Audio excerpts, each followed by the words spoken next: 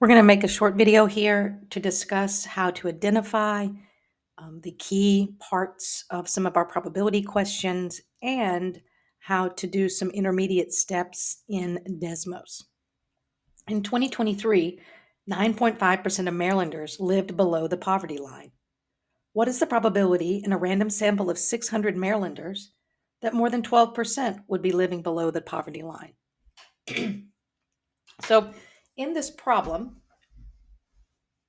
we're going to first need to identify the key parts so that we can then take them into Desmos and do some intermediate work. So as I read over this, I see 9.5% of Marylanders live below the poverty line. And then as I look a little further down, it also mentions this idea of living below the poverty line. So our success in this problem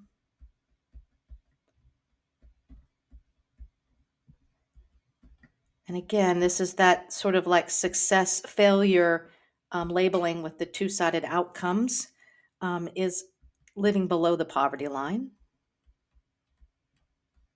I acknowledge does not sound like a success. It's just the side of the two-sided situation that's being emphasized here. Okay.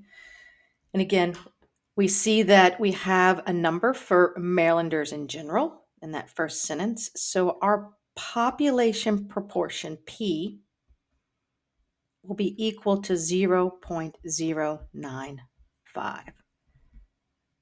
We read on, it says, what is the probability? And let me just emphasize here that this is a probability question.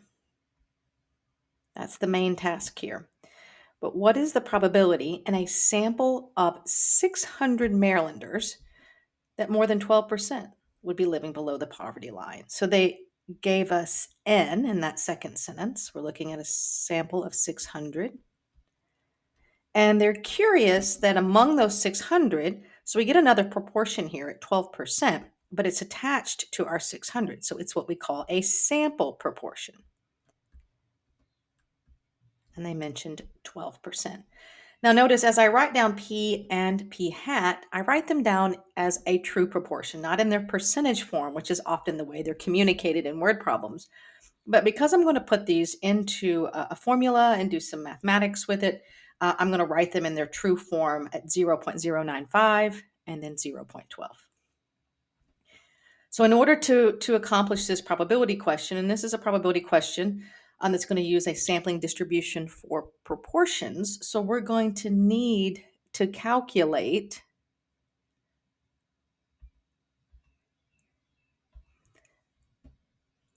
our standard deviation specific to sampling distributions of proportions.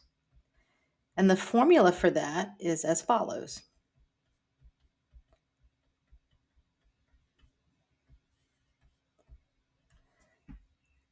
So we'll need to put in the values that we know here.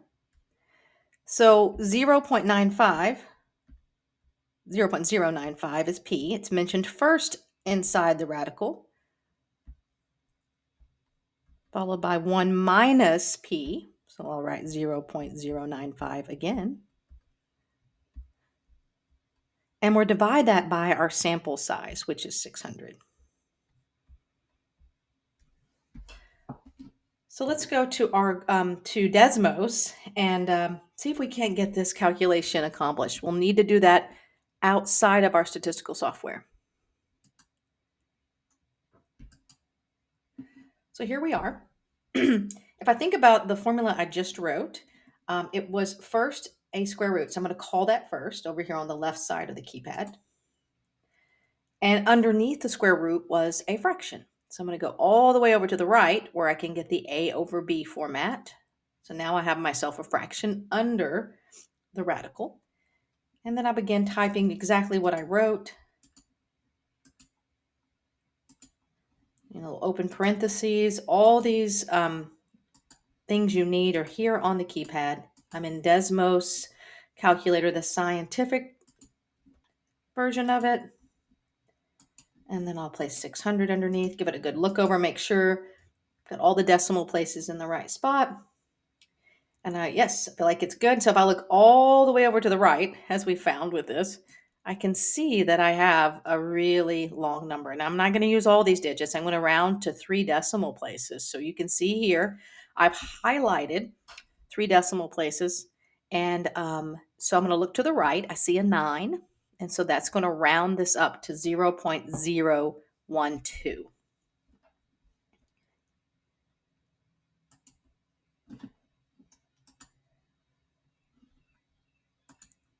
And so now I have my estimate for this.